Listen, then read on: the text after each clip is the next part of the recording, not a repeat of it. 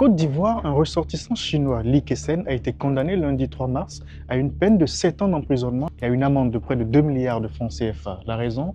Fraude fiscale et blanchiment de capitaux. Cette décision de justice intervient à la suite d'une enquête menée par l'unité de lutte contre la criminalité transnationale organisée.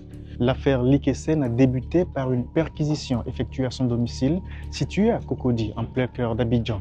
L'opération réalisée sous la direction du parquet près du pôle pénal économique et financier a permis la saisie de sommes considérables en devises étrangères, environ 637 millions de francs CFA, 20 100 euros, 147 000 yuan, la devise chinoise, ou encore 1 335 000 won, la devise sud-coréenne.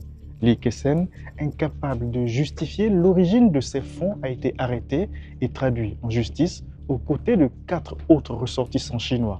L'enquête a mis en évidence des opérations de fraude fiscale et de blanchiment de capitaux. Toutefois, le tribunal a relaxé les 4 co-accusés, estimant que les délits reprochés à Lee Kessen ne leur étaient pas directement imputables.